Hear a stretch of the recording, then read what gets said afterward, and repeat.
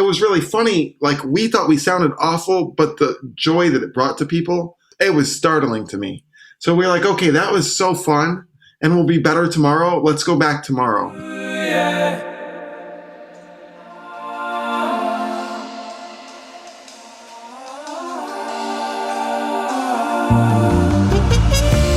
Welcome to the Gig Boss Podcast, where musicians go to learn how to navigate the new music economy. My name's Adam Meckler, and it's my mission to get you the tools to have a thriving career in music. And to that end, today, we've got Wayne Tucker on the show. Now, Wayne's done stuff like play with Taylor Swift and tour with Eric Hutchinson and all kinds of incredible stuff. He plays with Brass Against. He's got his own band, but what I really love about Wayne is that he is not just a trumpet player. He's not just a piano player. He's not just a violinist. He's not just a vocalist or a songwriter. He's all of those things, and his music really incorporates all of those things. So we dig a little bit into his music, but one of the really beautiful things we talk about is his experience during the pandemic playing out in the park in New York City, and how transformative that experience was on him and the community there. It's a beautiful story. I think you're going to love it. Without further ado, here's my conversation with Wayne Tucker.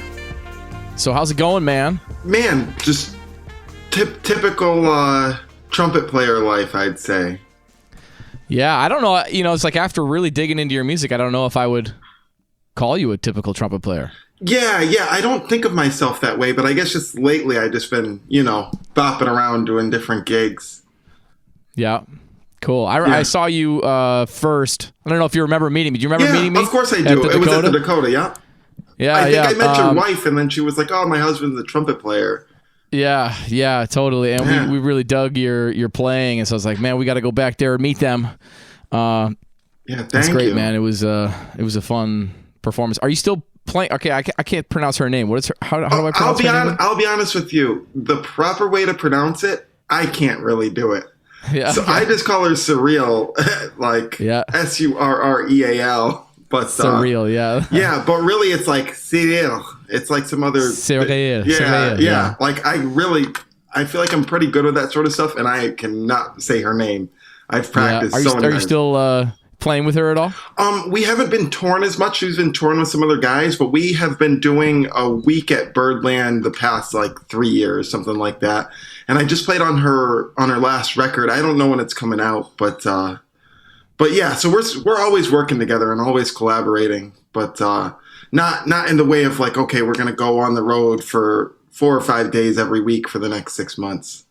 Yeah, sure. Yeah. Is that like things are ramping back up after COVID? Is that the reasoning behind that, do you think? Or did it start to dip down before COVID hit and now you're functioning in a different way with her band? Oh, yeah, just functioning in a different way. So we went to school together, actually. We were in the same class at SUNY Purchase. And we've been playing off and on since then. So I guess we met each other 17 years ago. And Wow. We've been playing off and on, the whole time. So to me, that's cool. Like a lifelong friendship and musical partnership that, you get something, you work together, then you go do some other things, and you come back when you have some new inspiration. Yeah, dig it. Yeah. Cool. Hey, so I'm curious, when you went into Purchase, did you go in with the mindset that I'm a whole musician. I play trumpet. I play piano. I sing. I am a composer. I'm a songwriter. I'm a lyricist. Did you go into school like that, or did that take time to develop? No, that actually took time. So my first instrument, which I never studied, was piano. My parents both played a bit. My aunt was a gospel church musician and also a school music teacher. So I just kind of started playing piano when I was 2 or 3. Just they put it in front of me and said, hey, have fun. And my dad would put on all sorts of different music. I believe the first song I ever learned was a Grateful Dead song on the piano. Oh, wow. I don't even know what it's called, but I know what it sounds like. Yeah, cool. Yeah, and it went from there to he put on some Herbie or some Miles or Chick Corea, but he also loved things like Sly and the Family Stone and James Brown and Aretha and all sorts of things, So we just he would just put the music on, we'd play along. So I started by doing that, and then I started playing classical violin because my brother was... Oh, that's right, violin. I saw that on your list of instruments, yeah. Yeah, so I started playing classical violin because my brother was playing classical viola, and he's a bit older, so I would always kind of follow him in the thing he did. And then he started playing saxophone, and I saw him with the jazz band, and I was like, oh, I want to play a horn with him. not even thinking like, oh, I could play the violin or I could play the piano. I just wanted to kind of be, you know, in the same realm as him, even within the group. And so when I went to school, when I went to school, I had really been like focusing on classical violin and both classical and jazz trumpet. But I kind of knew in my heart that I was trying to be a jazz trumpet player at that point. Yeah. So are the strings then on your Wake Up and See the Sun record? Is that you guys? That is not me. Because to be honest, I didn't play much violin from college until the beginning of the pandemic. But then on my most recent record, which I made at home, that's me. And then I got an EP coming out that I play some strings on, and then I got a studio album that we've recorded a couple of years ago, actually, that I haven't put out yet, but I might put it out. It's one of those things that just, I'm just not ready for it yet for some reason. Yeah, that's cool. I dig that. Yeah, there'll be a few things where I play violin on it for sure. Cool. Yeah. I was wondering about that, the string section record, and I just listening through your discography in the last week or so, it's been fun to kind of like, you know, your When I Was a Child record. It's like you've got guest singers that sing on the record, but you don't sing on that record, correct. Right? Do you sing on that record? Yeah, you're correct. So then it's like the next one.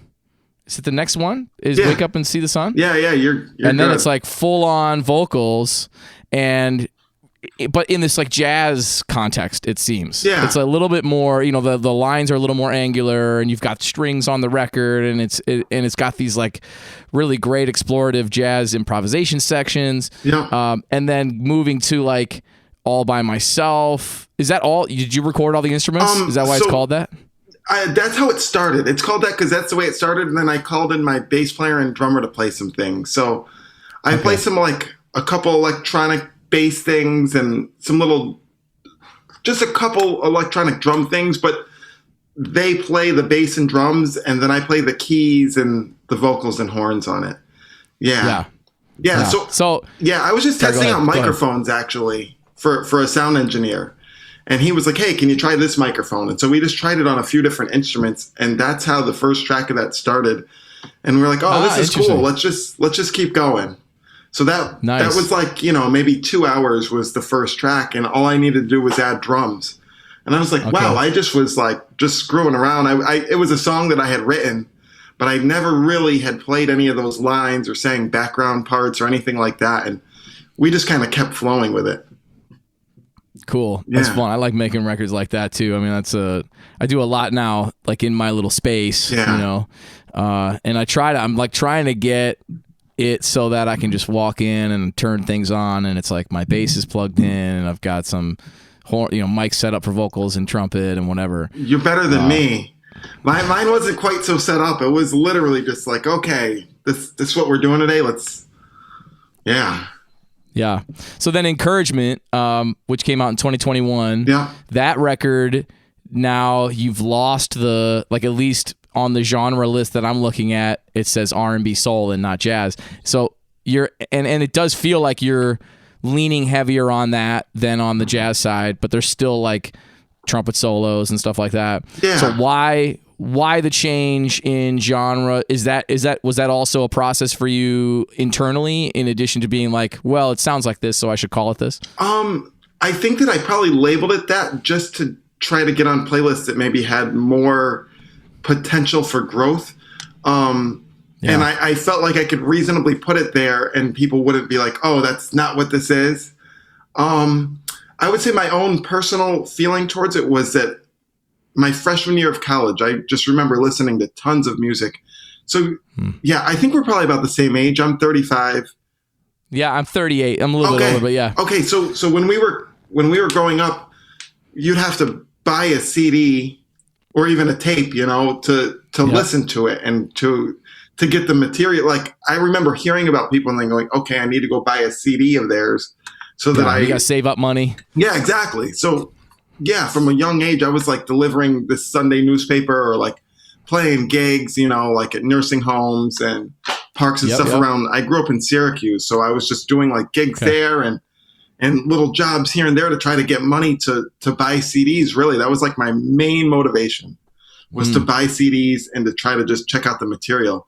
And when I got to college, they had this thing that was like everyone on the same network could listen to each other's iTunes.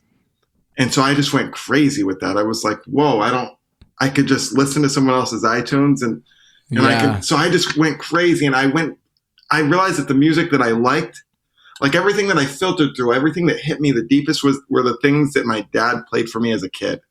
So it was somewhere between soul, jazz, R&B, funk, gospel. It was in this sort of realm. And I feel like that's when it really hit me that I understood, okay, this is my thing. It's not necessarily straight ahead jazz or traditional jazz, or like I love all of it. But my favorite jazz stuff is actually jazz fusion. Like there's just, I don't know, it hit me that's really like the world that I grew up in. And so I understood that, but I was still in jazz school, and then I moved to New York, and there's a really big, I don't know how to say it, but people put a big importance on being able to play what they call the tradition. I don't know where that begins and ends. Yeah, but it's a tough one, man. Yeah, because I'm like, to me, the tradition is like you could spend your whole life on it, man, and never get deep enough. Yeah, because I'm like, okay, well, what's the beginning of the tradition? Is it Louis Armstrong? Probably not, but I don't have recordings of the thing before that. And where does that stop? For our teachers, it usually would stop with people like Kenny Dorham, Freddie Hubbard, and Lee Morgan. But what I also realized was those were the people that were popular when my teachers, who were, say, like in their late 40s or early 50s, when they were coming up. So to me, my tradition was Roy Hargrove and Nicholas Payton and Wynton Marsalis, So I don't know. It just kind of hit me like, okay, the things that hit you are the things that really hit you. And as much as I love the things from the past, these other things were a part of my upbringing. Like they really helped to like raise me musically. And those were the things that hit me most. So I was kind of caught between those two places of saying, okay, I need to know all the older stuff. Like whether it's, say, from like Freddie Hubbard or as far back as Louis, I need to at least check it out because that's what people respect, both at school and in New York. And I feel like that's a way to work and just earn the community's respect. But in my heart, I kind of always felt like, okay, in the trumpet realm, it was those more modern guys. And in the musical realm, it was not necessarily even jazz, like you said. It was just so many, it was so many things that I grew up with. So I guess it kind of hit me freshman year, and I kind of had that feeling all through my New York years. But I think when I made Wake Up and See the Sun, it hit me, having an organ in addition to the piano is actually the sound I've always heard in my head for the music that I want to make, and I just never knew it before. Yeah, interesting. Just that texture. Yeah, it was that. It was the texture of the organ. It was also, I was singing on gigs before because I started songwriting, I would say sophomore year of college. I really got into writing. And it was one of those things that the very first thing I wrote, it was a tune, not a song, but I still think it's good. When I hear it, I'm like, oh. So hold on. So what's the difference between a tune and a song? A song has lyrics. Okay. Yeah. So anyways, the very first one, I felt like, oh, I'm a natural at this. Like that just kind of worked, Whereas like there's certain other elements of music where maybe I feel like I have to work at it every day. I feel that way about the trumpet technique thing, just having physical chops. Even lately, I've been noticing just with fingerings, just like how quick are you to nail every fingering and have that connected to your tonguing. Like for me, I realized, that's not something I'm naturally good at. I need to practice Arvins every day. But with the songwriting, I could just sit down and write a song. Like I don't know why, but it just kind of happened from the very first time, That's cool. And so that kind of also told me, okay, this could be a path for me as well. Like I love the trumpet and I would love to be as good as my heroes, but maybe I'm not going to be as good as Arturo Sandoval or Wynton Marsalis at the trumpet, and that's okay. I got to find my way of exploring it, Yeah, but what is that anyway? I mean, like as good technically? Yeah, I just mean technically. Okay. Yep. Yeah, and then it's like that's a losing battle. I mean, it's like you could try certainly. But like in my mind, music making is the priority. I mean, it's like I want to have as much facility as I need to be able to access and conjure the things that I hear in my head, right? Absolutely. And that's it. If I can get there, I don't need to be able to triple tongue, 4 octaves or whatever like Alan Bazzuti. It's like I can just do what I do. Absolutely. And to be honest, I still feel like there's things that I hear that the trumpet gets a little bit in the way, and I'm still practicing every day and still working it out. Like, I actually took a lesson with Kai Sandoval, if you know him. Like, I know Kai, yeah. Well, I mean, just from the internet stuff, but yeah, what a monster. Exactly. Yeah. So just that one lesson with him has had me like, it's kind of changed the way my face feels as I'm playing the trumpet, where I'm like, oh, that's what you're thinking about. That's what you're doing. Interesting. Or actually the drummer in Brass Against, his girlfriend came on the end of our tour, and she's a great singer. Her name is Nora. And Nora is also a voice teacher in addition to being a great singer. And she told me something that it's going to sound so funny and maybe a little too graphic, but it was like, oh, this is the thing that Dizzy Gillespie was talking about, actually. She says, when you're going to put out air, as a guy, you need to feel like you're holding your pee. And I'm like, oh, that's the feeling. I never really accessed it that place. Like, really, interesting. I backed off. It was always like kind of in my diaphragm, but not really. Yeah. But just like I've never heard it put that way. That's when you go to play and you feel that thing, I feel like how it opens up my whole diaphragm. Like, that thing of like where you feel like you could take a breath, and then you also feel like you could take a breath that opens up your entire thing. There's like, I'll take what's given to me, like what's there, or like, no, I'm going to open everything up. And that kind of changed that for me. Even nowadays, I'm still learning new things, whether it's, something where you're like, wow, did you really just say that? And then you realize like, wow, it's actually really helping me. Or like the things that Kai told me were so different. Like, he actually had me move the mouthpiece to a different part of my face. Wow. Was it down? Did he have you come down, less upper lip? Actually, what he had me do was, I was just a little bit to the side, and he was like, man, you have this space in your teeth. You should be putting air through that space. So you should put the mouthpiece on your actual teeth. Yeah, that's Faddis, right? Faddis had that same. Yeah. But Faddis's teeth are just so different. Like, I don't know if I could access it the same way as him. But Kai was like, hey, man, you need to put the mouthpiece on your teeth, see where it fits. Like, there's a spot where it fits on your teeth. And then put the mouthpiece right there and let the air flow through there. Like, something like that, where like, wow, maybe it really only took a couple weeks that I felt a little strange. Mm-hmm. But now I actually feel stronger because of it, like. I mean, that's a pretty big, I would consider that to be a substantial embouchure change, and you feel like after a few weeks you're good. You're back to normal. I actually played the Brass Against tour like that, and we started the tour like 2 days later. And I felt fine. Like, really, I don't know. There was something about the way that he described it and what I need to make happen. Well, I changed my embouchure as a 14-year-old, actually. And that, I didn't feel like I had the same amount of chops until I was probably 19 or 20. But this, after just having a greater knowledge of what you need to do to make the sound happen on the instrument, I felt like it was a possibility. It didn't feel like, when I was 14, I was like, wow, I don't think I can get a sound to come out, at the beginning. My teacher was right. I'm glad I did that, because I had the mouthpiece, the top of the mouthpiece was on my top lip, like in the middle of my top lip. Yeah, it can't be on the red, yeah. And he was like, man, I'm sorry, but like, if you want to play trumpet, this is what you have to do. Yeah. And then that guy passed away after a few months of me changing my embouchure. I laughed because I'm like, I was like stuck, like, oh no, well, this guy was helping me, but thankfully in Syracuse, thankfully in Syracuse, there's like, he was a serious guy who taught a lot of great cats, like really a lot of serious. Yeah, his name was Elliot Topalian, but he was an older man. He probably was maybe 83 or 84 when he passed.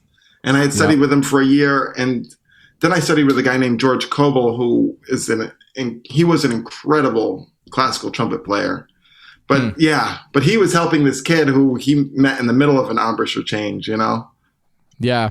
I've always felt like we're not ready for some of the things we learn when we go to music school, when we go to the college for music or jazz. It's like we learn some things, but it's not until 5 or 6 or 10 years later that you're like, oh, I feel like I understand what they were trying to say now. Or like you hear it in a different way from somebody else, and you're like, it just, a light bulb goes off, you know what I mean? Absolutely. I've had that with harmony, with bebop, with, it's like a lot of things where it's like, I just wasn't ready. Yeah. And it's like, later on, I was ready, Yeah. That's very interesting. Yeah, some things I felt like, okay, I know all this. Let's get going. Like, when are we going to learn something in class? And then the other half, I'm like, yo, but I cannot play these parts. Like I know that we're supposed to play this in the big band right now, but like, I cannot play this. This is, know. Yeah. I definitely had both feelings. Yeah, it's fun to be encountered with that. I mean, I was encountered with that as a professional. When I got the Youngblood Brass Band gig, it was like, oh, I have to like ta on double G. Jeez. Like, I've never been able to do that before. Yeah. All right, here we go. I got to figure this out. You know, it's just like out of straight necessity. You know, it was like, all right, here we go. Yeah. You know, and somehow figured it out. And when you're touring, like that band would tour for 5-6 weeks at a time, and you're playing basically every night. So by the end of it, it's like you figured it out, even if you didn't have it going in, because it's for sure. You're like Hercules. You know, you're playing so loud and high every single night. For sure. Into some kind of routine. Yeah. I've heard that from a lot of people, that's just like whatever you had to do, that's the thing that you got good at, you know? And yeah, I wish that we would have understood that from a young age. Because then you just jump into the thing instead of being like, oh, maybe I can try this. It's like, oh, well, I have to do this. Like, yeah.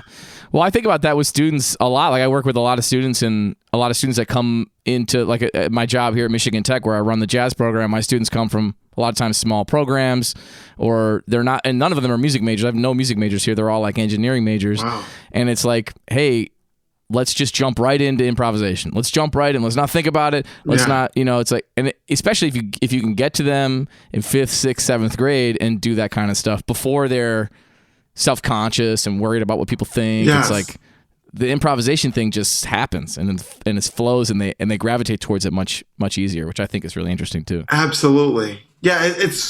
That's a pretty wild thing for me to see, because that was part of my beginning of music, was improvising. Even before understanding harmony, or like even thinking of, oh, I need to match the sounds with what I'm playing. I was like, all right, they're doing their thing and I'm going to do my thing, like to see some people who have an incredible musical skill, like an incredible musical level, that, it's hard to just jump in. Yeah. So you're right. To get people young is the way. Yeah, it's big. I was thinking too about the music you heard from your dad being the thing that's really influential for you and that you sort of gravitate towards now. And I had a really similar experience too with the music that my family grew up. It's like my mom really loved the symphony, but my dad would listen to like the Temptations in Chicago, and like he'd turn on the James Bond theme and he'd be like, get out your trumpet, Adam, play along, So it's like I was already playing stuff by ear, but I had like doo-wop in my ear, and I had R&B and soul music in my ear, because that's what he loved. And he loved classic rock too, but there was like a lot of that like I denied for a long time as a part of my musical development. I was like, no, I'm supposed to only transcribe Clifford Brown and play trumpet. And I was like, no, I love to sing and write songs and write lyrics, and that, like you're saying, it's like that just comes out. It's like, so why have I denied myself that? It's like I'm starting to explore those things too, a little bit. So it's been inspiring to listen to your music and just look chronologically and see the development, and like, oh man, this is rad. Yeah. And I think probably similar to what you said earlier, where it's like certain things set in a little later than maybe you heard them, or, you didn't fully understand them in the initial moment. Maybe we both felt that towards our own musical, creative process, where we had these things from a young age, which were a deep part of our identity musically, but we kind of fought them. Like actually, I remember getting my grandma mailed me two CDs when I was in 8th grade. One was Ricky Martin, Livin' La Vida Loca. And I was like, I listened to it once, and I remember being in 8th grade and listening to it once and being like, I don't really like this one. And then I listened to the next one, and that was Red Hot Chili Peppers' Californication. And I had never heard of them. Yep. I knew the Ricky Martin song, but I didn't know the album, Yeah. I listened to the album and I was like, whoa, I love this. But I went to school where people were like, it's hip hop or nothing. And so I had a guilty feeling towards this music, that I was like, whoa, I love this music, but it's kind of rock and kind of funk or something. I don't know what it is, but like, it's definitely not something the kids at school are going to think are cool.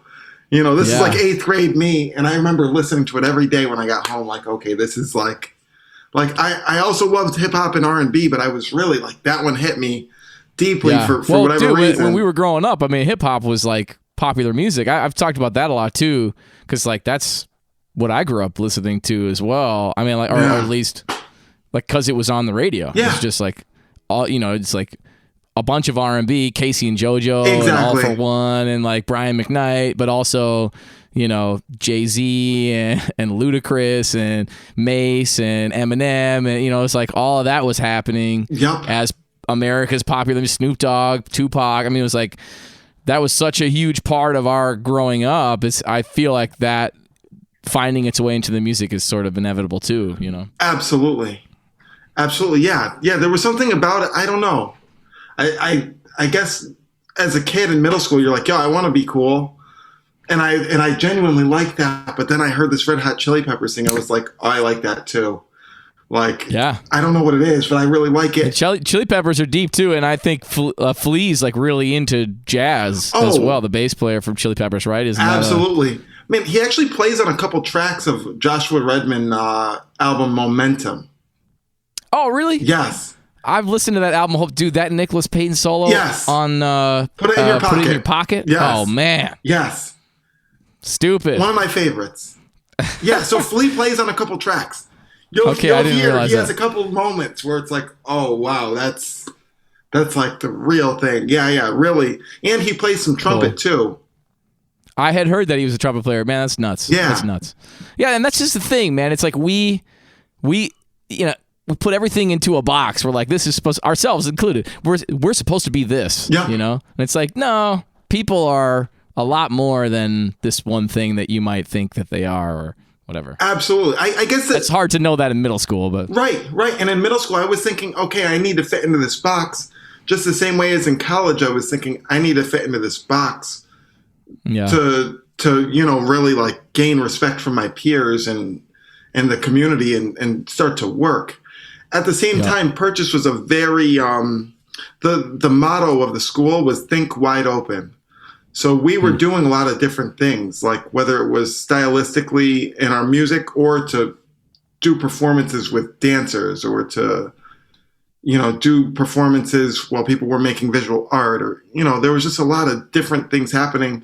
But even in the context of a place that said think wide open, you still knew if I don't learn this jazz stuff, I'm probably not getting called by the best cats at school, and that's what I want. Yeah, that's interesting, man. Yeah. Hey, so I want to talk. I want to talk a little bit about the Grand. Was it the Grand Army Plaza where you were playing? Yes. So can you walk me through how that came about? So this is like, were you doing that before the pandemic hit, or was this like so this was like a thing that happened, kind of arose out of the madness? Yeah, absolutely. So here in Brooklyn, everything was closed down, and the park was the place to hang. It was the only place people went. Like literally, it was, you might have some outdoor restaurants, but even after you got your food, people were bringing it to the park. Everyone was at the park. And my drummer was saying, I was making the record Encouragement in my room right here where I am now. Yeah. And he was like, hey man, we got to get out there. We got to play some music. Like, cause I miss playing with other people and for people. And I was like, man, I'm making this record. I feel totally good. I don't really need to go outside, And he asked me a few times, and finally once it's like, all right, man, I'll go do it. We can do it, on Thursday. And that way you'll just leave me alone, was my thinking towards it. So we got out there. It was just me, my bass player, and my drummer. We played for 2 hours, made about $100 each, and people loved it. We sounded awful because I had no chops. The bass player had no chops. Yeah, we hadn't been playing. We hadn't been, I'd been practicing, but I really hadn't been playing. Yeah, and even tunes where it's like, hey, do you know this tune? I'm like, man, it's been a while. I don't know if I know that tune, Wow. So it was just it was really funny. Like we thought we sounded awful, but the joy that it brought to people was startling to me. So we were like, okay, that was so fun, and we'll be better tomorrow. Let's go back tomorrow. And so you did it 2 days in a row. Literally the next day, and we were like, let's bring my brother. Okay. Like he's not doing anything right now. Like he'll have a good time. And my brother also is in sales. He plays saxophone, but he also sells cutlery. Okay. And so anyways, he had the foresight when we got to the park the first day, we went to the place that had people chilling, but also was a nice ambiance. My brother was like, no. We're going to the place with the most foot traffic. Yeah, where all the people are. That's like, right. It doesn't even matter if they're standing. If no one stays there, I don't care if they stay. I just want them to drop $1 in the bucket, even if they keep it moving. But some people are going to stay, and they're going to create this whole thing. He knew. He just saw the vision of that. So he's the one who said, hey, let's go right here. And so the place where we stand is the main entrance. There's a few different entrances, but this is the very like main looking entrance of the park. And so from there, we sounded a little bit better and we made a little bit more money. And the next day we're like, okay, let's go do it. And we just saw it was a combination of getting better as a group, getting better individually, and seeing how much it uplifted and moved people. And then it brought the community together. Like, we noticed how, okay, this guy who was here a few days ago is now taking a walk with this other person who we met here. And then they tell us, oh, yeah, we met here at your concert. Oh, cool. And then you just start to see how everybody is starting to know each other every day that we go to play. And it just became a thing where we arrive at the place where we go to play, and there's people waiting, with blankets and picnic baskets and stuff. And it's like, oh, okay. Like, I guess we were really needed here, and when people would Venmo us.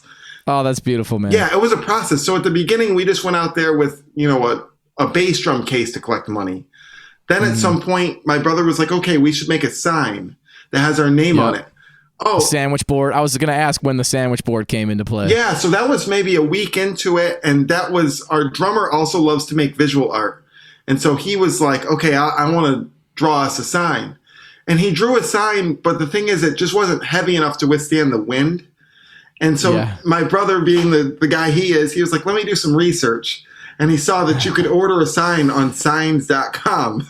So there you go. So for $75, we got a sign that's heavy enough to withstand the wind and artistic, but also legible. And with a QR code on there as well, you know? So it was like in the first couple hours, we got more than an extra $75 to pay for the sign. And it there you go. Yeah. So that was one thing. Then it was like, okay, we should get a light for the sign. So then when it's getting to be dusk, people can still see that. Then it's like, okay, well, we're playing acoustically, but it might be cool to have our keyboard player play. And I know it's not technically legal to play music with amplification without a permit in New York, but we saw some other people doing it in the park. And my best friend, I knew he had some battery powered amps.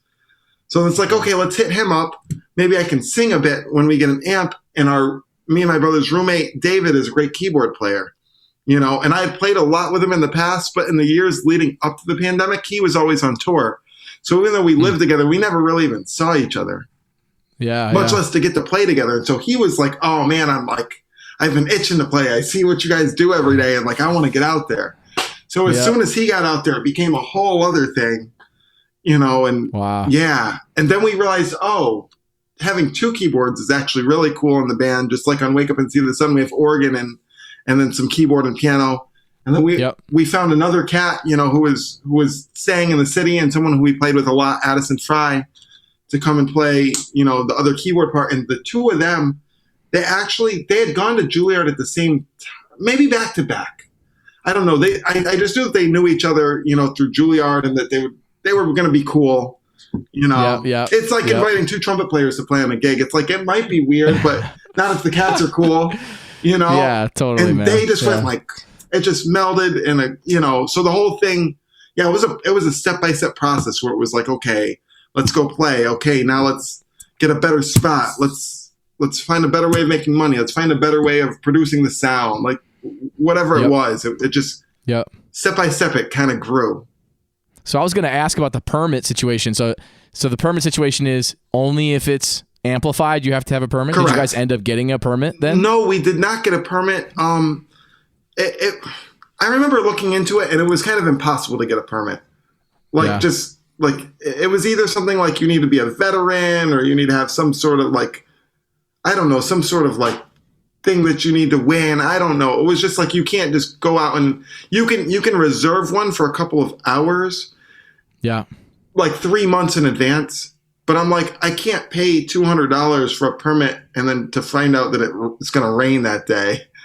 Yeah, totally. You know what I mean? It was just like to get a full-time permit, you have to be a veteran, but to get the partial permits is really expensive and it's so far in advance. And this is something that like everybody needed. Yeah. You know, it's like, did anybody ever come and that would be somebody that would shut you down and just hang and watch and listen? Did you ever experience that? Yes. You know what? We actually there was apparently one person who would complain about the bands even inside of the park. Yeah. There was like literally like this is a huge park. And if you're outside of the park, you would no way hear anything that's happening inside of the park.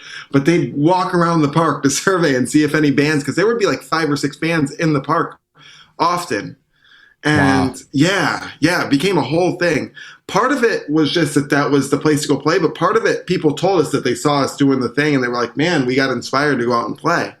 You know, which I thought it was cool. I'm like, hey, as long as you're not standing under a spot, I don't really care. Like, yes. You know, go make money. Yep. Cool. Like everyone and uplift people. Everyone needs it.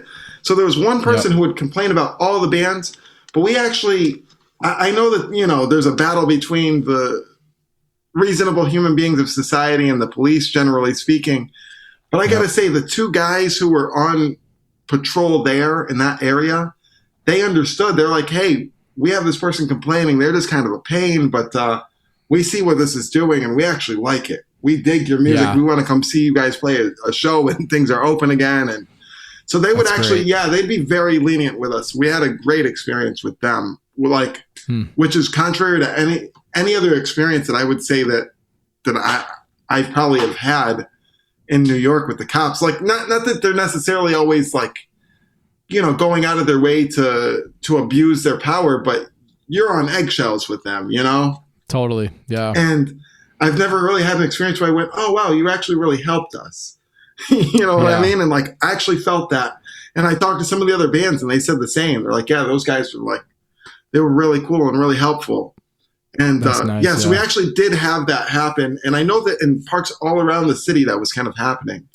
That people, they were lax about drinking outside. They knew that people just needed to go outside and be able to do something. And so they would let people drink outside. They would, you know, people behaved about as well as I could ever imagine. I would have predicted worse.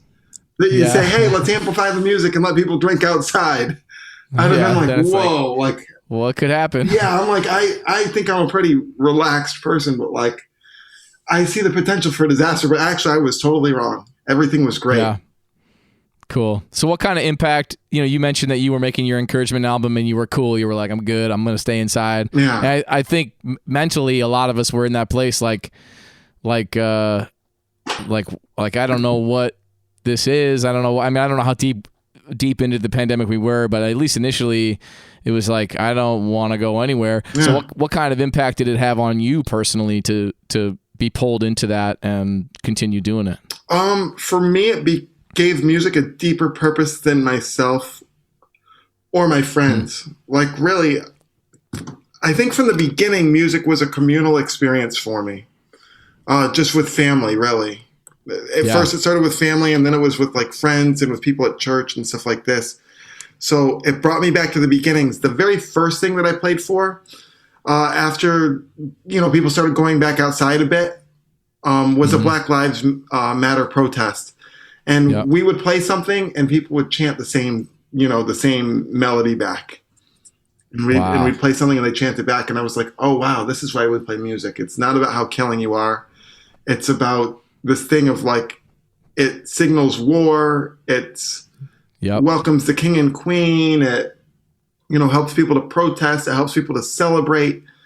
It's a ceremonial process emotion. Yeah. It's a much deeper thing than self, which in some way in our field, you have to think about yourself a lot. Otherwise you're not going to survive. But it showed me that, okay, I can actually survive even better. It's like game theory or something, where like if both people are looking out for themselves, the ultimate outcome is less than if you both look out for each other.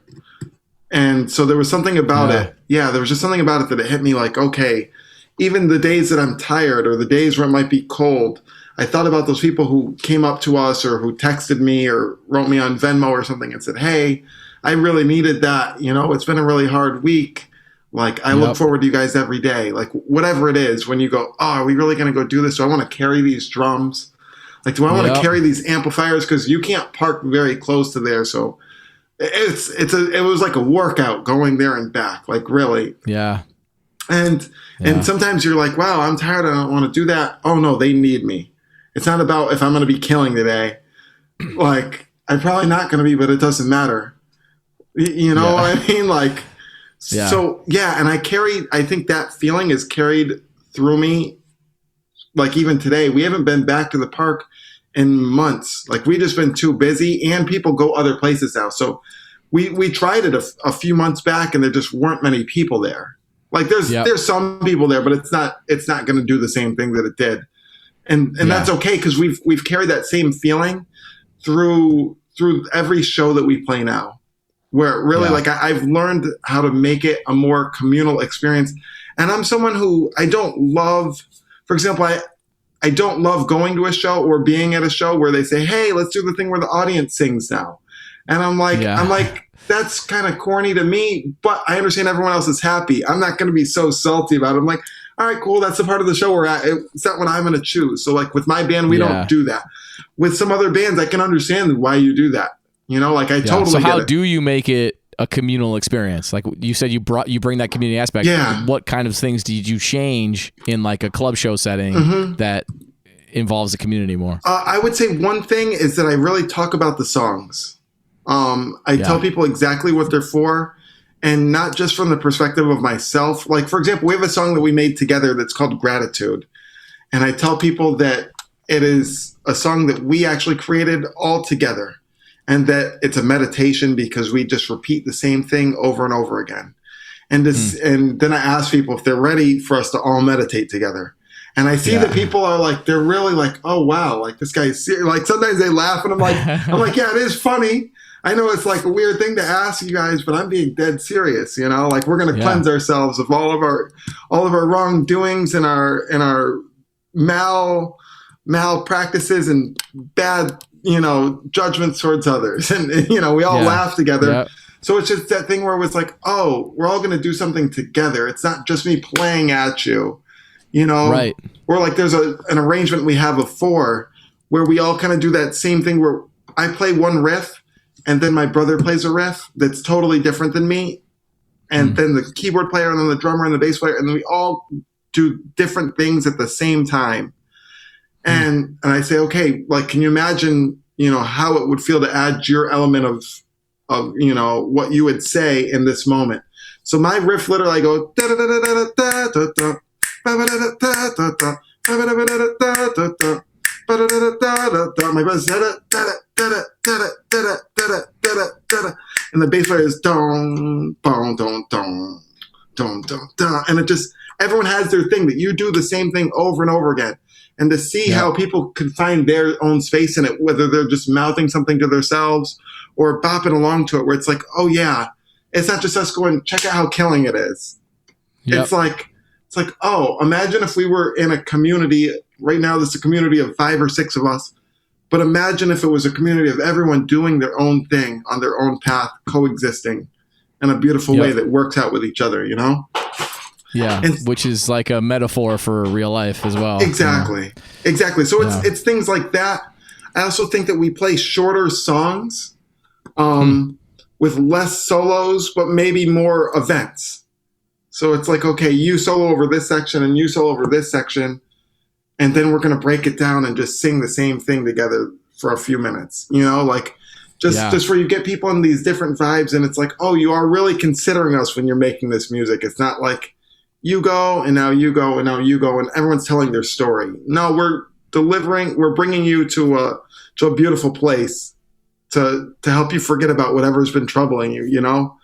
To me, that's the thing that I had that in my head before the pandemic, but I really experienced it in the pandemic, and I felt like I saw the ways of creating the atmosphere to really give people that.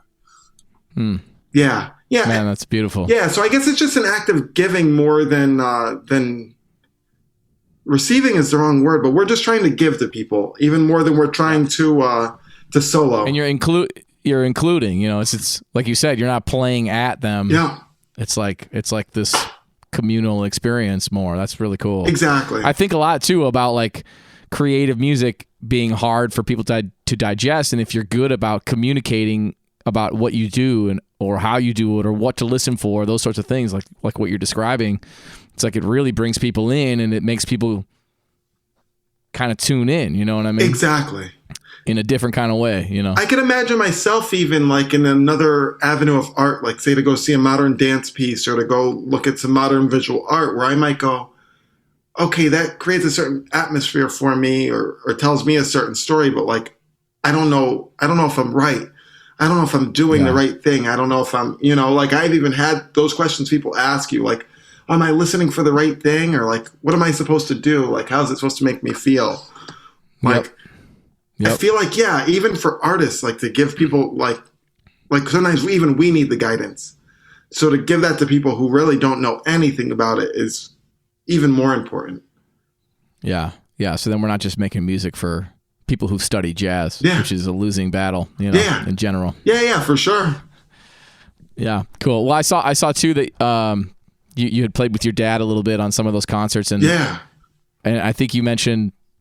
Yeah, I lost my dad in 2009. It was sudden and unexpected, and sorry to hear that. Thanks. I saw that one of his final performances was with you on the street. Yes. That must be a meaningful. I mean, you must really cherish that moment. I mean, that's such a cool thing to have experienced before. Yeah. You know what? To me in that moment, I had no idea, I would say that it wasn't completely sudden that my dad passed, but I kind of felt it for about a month. I went and I had gone to play a show in Syracuse and I saw him and I was like, oh, dude, you're really not doing well. Like, and he's like, oh, you're just tripping. I was like, man, I know you, like I can see this. This ain't going well. Like we got to do something, Yeah. Anyways, so that was probably 3 months before he passed. So I didn't really know in that moment. I remember that day because it was special. We set up in a different spot, which was actually right in my neighborhood. It was that place, like I live about a 25-minute walk from where we would normally play. And this was a 8 to 10 minute walk from my place. And so we were hitting people like that I see on my street and stuff like that. And I was like, oh, this is special, and my dad met a few of my friends. And I just remembered how people gathered around that day. Just the formation that it made was really cool to me. It wasn't like scattered people. It was like people formed a semicircle around us. And I was like, oh, I kind of remember this vividly, and I remember the conversations my dad had with people. I remember him dancing with a friend of ours. And I remember being like, this is so hilarious, like, of course he's that guy. Cause no one else was dancing in that moment, but he was like, we got to get this going. And it's like, we got to make this happen. So he's like, I'm going to lead it, and people got into it. I just kind of remember that. And the fact that it was captured on video was the thing that like, in our childhood, we didn't have things that were on video. I can count on my hands the number of things that I've seen, not even that I have, but just that I've even seen where there's a videotape of us. And I grew up playing as much sports as music. So like whether it was like a basketball or soccer game, or like me and my brother have a couple dance performances that we were, that were videotaped as little kids. I don't think they're very good. They're probably quite humorous. But I'm just saying, like, it was a special event to have something videotaped. And to me, I'm like, wow, if and when I have kids someday, it's great that I have that thing to show them, like, hey, this was your grandfather, I would like, I've actually just thought about that more than anything else, where I'm like, wow, I just kind of feel lucky that I'll have the memory, but just that I have a videotape of the experience. Hey, we used to play outside. Here's a New York Times article from when we did that. Here's some videos. Oh, and here's one where your grandfather actually played with us. Yeah, that's very cool, man. To me, that's actually the main thing that I've thought of. It's like, yeah. Well, I mean, when I lost my dad, my wife and I hadn't had kids yet, and it was like my dad loved kids, and he was great. He was big into sports. I grew up playing sports too. I played basketball all the way through high school. Okay. And almost walked on in college, but I started practicing trumpet like 8 hours a day, and I was like, I guess I'm not going to be playing basketball anymore. I almost walked on in college too, but to be honest with you, I didn't even play on the high school team. Oh, really? No, I say that because I would just go to the gym and play, and the people on the team were like, "Dude, we need you on the team," and I'm like, "Nah, I'm good. Like, I've seen you guys. You guys are really bad." This is it was SUNY Purchase, okay? So I'm not saying that it was at Syracuse University. I said it jokingly, and I'm like, I almost walked on, but our team was so bad. Yeah, that's funny. Yeah, I played, in high school I played traveling ball and stuff, but AAU, yeah, we won the whatever championship game in Peoria, Illinois. Oh, okay. As eighth graders. And then it was, then I continued to play traveling all through high school, but peaked in eighth grade. I understand you. I actually feel the same way about. Well, actually, no. This last tour, I got much better at basketball, and now I have an adult mind. I just played basketball on this 11-week tour every day. I found a court in whatever city I was in. Google Maps really hooks it up in that way.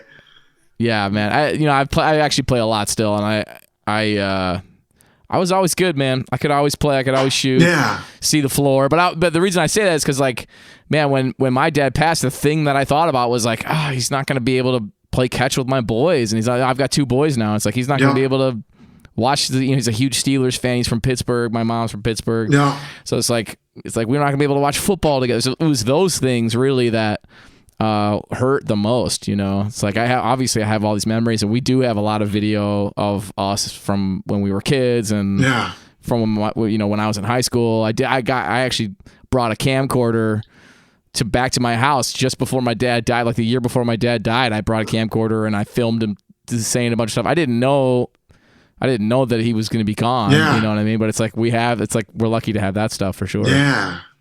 I'm glad, because if my dad had passed in 2009, I really don't know. There'd be a couple performances of my dad. That's it. Yeah. That's it. There'd be nothing of him just talking and telling us stories. But now on my phones, Yep. That's really what it is. Yeah. It's cool. It's beautiful. Yeah. Hey, so I'm curious what you got coming up. You said you recorded some stuff for Surreal. Do you have you're working on another record yourself? Yeah. So we have a record that is almost done that we made in the studio all together, the band that we played outside. Oh, cool. Which is my band. Before that, it was I would play with those guys and we had a band. But now there's slightly different members because a couple people left the city and then I added some other people. And that was really our pod, I should say, of people that I was hanging out with. Remember when it was you can safely see a few people if you only see each other? That was my pod. Yeah. So we have a record that we're going to finish up. We have literally we got to sing one lead vocal, a few background vocals, and some percussion. Everything else is done. Nice. And then my guy who mixes and masters, I don't use this lightly, he's literally a genius. You should check out his speakers, his monitor company. Yeah, What is it? Let me. Man, I am spacing right now as to what they're called, but I'm going to find it and send it to you. All right, cool. And we'll link it in the show notes. I know what it is. I know what it's called. Ex Machina. Ex Machina? Yeah. Ex Machina. Okay. The monitors are unbelievable. So he designed them and builds them? Yes. Okay. My students here at Michigan Tech do that. They take a transducer theory class and they have to build speakers as part of the He'd be a great person to talk to. Great person to talk to. He just has so much knowledge. He studied physics, but he decided he wanted to be a sound engineer. Just unbelievable. And he can mix and master things he'll do that in 2 days or something like that, Yeah. Basically that's going to be ready as soon as he has a moment for us to get in the studio, which he's just such a busy guy. I texted him yesterday. So we're hoping for in a month to get in there, lay down the last things. I've got another thing, just a 4-song EP that I made at home right after I made Encouragement. But I actually think these songs are better. I don't know. There's something about them that I'm like, that's it. Like, I never thought I'd write a song as good as the last track of Wake Up and See the Sun, called Little Buddy. But I have a few on these. That's great. Little Buddy's great. Thanks. On these 2 albums. Yeah. On the EP and the full studio album, I think there's songs that are just as good. I really think that there's a few that I'm like, oh yeah, that's it. Like, that's. But also, man, da da da da da da da. Exactly. I'm having jamming to that, man. And then when it goes to the major chord at the end, I was like, woo. Yeah. Thank you. Yeah. Yeah. That one, I was just pissed off, man. Yeah. I like how it's like, fuck is one of the earliest words in the record. Yeah. I know. Yeah. I know. It's like, all right, we're changing the tune here. All right. Yeah. I was like, and I tried to be honest, I tried to replace it. There is nothing that works. Like, at least that I found. There's nothing that really, that you go, okay, that's it. That's the same essence. It's the same. Yeah. Yeah. So anyways, the 4-song EP is being mixed right now by a great drummer who became a sound engineer recently. And he's so excellent at it that I was like, I got to ask my man to hear his perspective. And he actually sent me one of the tracks just before we hopped on here, so I'm going to listen to it right after, like a mix. Oh, nice. So yeah, awesome. My plan was just to say, okay, here everyone, here's an EP, enjoy it, and then to really promote the album. So those are the next things. Tonight I'm playing with some guys that I don't know. Maybe you know them. Adam Chase is a drummer. I saw he's got a brother with the same last name. We were playing for the James Brown dance party at Brooklyn Bowl tonight. Cool. Fred Thomas is playing bass. I've never played with them. Nice. So I'm like, wow, that's like an honor to me, you know, to play with a cat like that. The horn players, Jay Rodriguez and Mark Williams, I don't know if you know them, but I don't know those guys, no. Yeah. I've only worked with Jay once on a wedding gig. I see that he plays a lot of cats, like old school cats, like heavy cats. Mark played or plays in the Basie band and has for a long time. Trombone player. Yeah. So I had Chris Johnson on the podcast. He's beautiful with Basie band for a while. Beautiful. Yeah, I know who he is. I have not met him, but I definitely know who he is. Yeah, really good dude. Yeah. Great player, amazing arranger, man. Dude, saw him do some. Oh, incredible, man. I've seen. Yeah. So I'm doing that tonight. I don't often play with people I don't know these days. It's very rare, like very, very rare. So like that's tonight. Interesting. My band tomorrow playing at the Roxy Hotel, playing a marijuana party on Saturday. Right. Yeah, weed is legal in New York, and there you I'll go, be playing. Come on. Yeah, with my band on Saturday afternoon, doing a wedding Saturday night, playing with my band outside on Sunday afternoon, and playing for a private social club with my band on Sunday night. So like, I just play a lot with my band, and then I got a tour with Brass Against next week on the West Coast. Cool. So yeah, basically that's what I do is my band and Brass Against. There's a few other things that I do where I really know the people, but like, yeah, it's almost all that these days. Awesome. Yeah. It's great. Well, we'll link all your stuff in the show notes. We'll link Brass Against and some of the other stuff that you're doing. Dude, I really appreciate you taking the time to talk with me, man. This was awesome. Oh man, it's a pleasure to get to know you a little better. I've seen, like you said, we met at the show, and I actually told my girl, I was like, yeah, I met him at a show, and his wife was like, yeah, my husband's a trumpet player. And I was neither dismissive nor like, oh, wow, I'm so enthralled. I was like, oh, that's cool. Like, that's how I feel genuinely. Like, that's cool. You play trumpet. Yeah. Like, that's cool. Like, you're automatically my boy because of that. And then I heard him online, and I was like, damn, babe, he's like really killing. Like really. Oh, thanks, like, man. Come on. Yeah, no, seriously though. Like, I've seen your stuff, and I'm like, wow, you've inspired me too. Like, when I just see some of the things you can get to come out of the horn, I'm like, and just that you do a lot of things. Because I noticed that either people do a lot of things like we do, or they're really good at the horn. And I'm like, my man is good at both. I got more work to do, babe. So come on. No, I'm serious. I just wanted you to know that. Like, oh, thank you, man. The respect and the admiration is mutual, sincerely. I appreciate that very much, man. Yeah. This is awesome. Yeah. Well, thanks, Adam. Well, thanks, dude. Yeah, we'll connect again. Absolutely. All right, peace, man. Yeah, peace.